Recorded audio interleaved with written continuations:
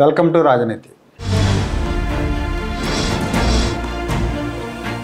సాక్షి మీడియాలో అమరావతి మీద అసభ్య వ్యాఖ్యలు చేసిన కేసులో కృష్ణరాజు అనే వ్యక్తిని అదుపులోకి తీసుకొని పోలీసులు ప్రశ్నిస్తున్న సందర్భంలో ఆయన కొన్ని సంచలన నిజాలు చెప్పినట్టు తెలుస్తూ ఉంది.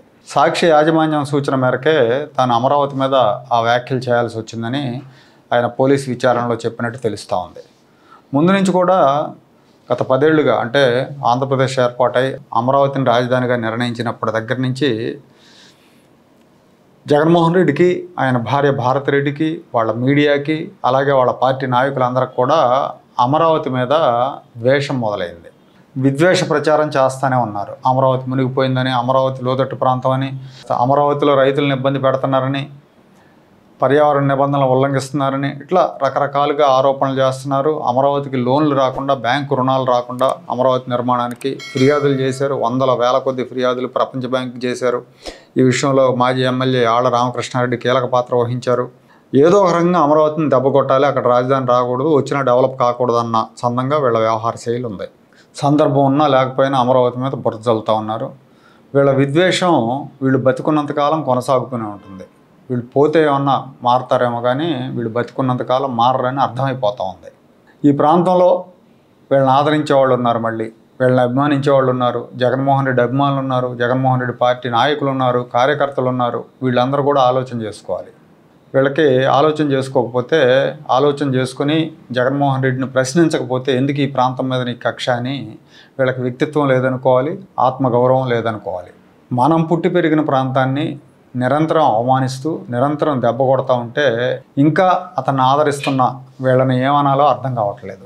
పోలీసు విచారణలో కృష్ణరాజు చాలా విషయాలు చెప్పాడు. నాకు చంద్రబాబు నాయుడు అంటే ద్వేషం అని. ఎందుకు ద్వేషం అంటే, చంద్రబాబు నాయుడు ఇతను ఉద్యోగం తీసేయించాడంట. ఇతను ఒక ఇంగ్లీష్ పత్రికలో గతంలో పూర్వాశ్రమంలో ఎప్పుడు చేసేవాడు. ఆ సమయంలో ఇతను ఇలాగే అవాకులు చవాకులు పేలుతుంటే తీసేసి ఉంటారు, బహుశా డిసిప్లిన్ లేదని. అందుకు చంద్రబాబు నాయుడు కారకుడని ఒక అభిప్రాయాన్ని ఏర్పరచుకొని ఆ అభిప్రాయం ప్రకారం ఆయన ద్వేషించడం మొదలుపెట్టాడు.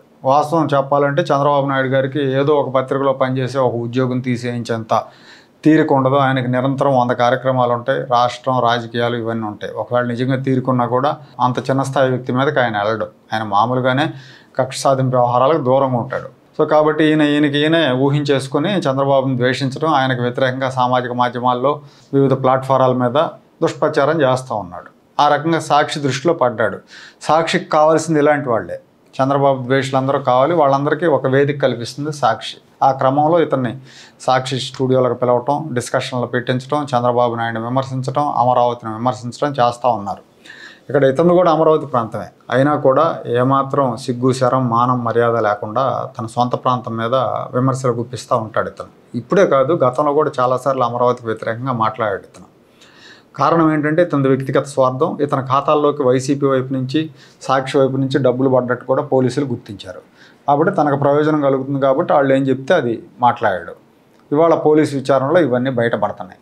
పైగా చంద్రబాబు మీద ఆ రకంగా మాట్లాడుతుండటం వల్ల సాక్షి తనకు అవకాశం కల్పించడం వల్ల తనకు గుర్తింపు వచ్చిందని చెప్తున్నాడు. అమరావతి మీద ఈ వ్యాఖ్యలు చేసిన ముందు రోజు ఇతనికి ఆ వ్యభిచారులకు సంబంధించిన సమాచారాన్ని కూడా సాక్షి పంపించి ఈ లైన్లో మాట్లాడాలని సూచనలు చేసిందని చెప్పాడు ఇతను. దాన్ని బేస్ చేసుకొని నేను మాట్లాడాను అని చెప్తున్నాడు. అంటే ముందుగా ఒక అజెండా ఫిక్స్ చేసింది సాక్షి ఛానల్.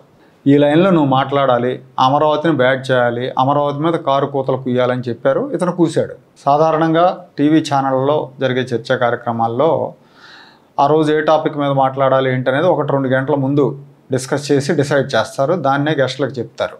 కానీ ఇక్కడ ఒకరోజు ముందే అతనికి సమాచారం పంపించి నువ్వు ఈ లైన్లో మాట్లాడాలని చెప్పారు. అతను మాట్లాడాడు. దీన్ని బట్టి సాక్షి కావాలనే అమరావతి మీద దుష్ప్రచారం చేస్తోందని నిరూపణ అవుతా ఉంది. ఈ కృష్ణరాజు వాంగ్మూలం నేపథ్యంలో సాక్షి మీడియా చైర్పర్సన్ భారతిరెడ్డి, చైర్పర్సన్ హోదాలో ఉన్న భారతిరెడ్డిని, అలాగే సాక్షి ఛానల్ హెడ్ను కూడా ఈ కేసులో బుక్ చేయాల్సిన అవసరం ఉంది.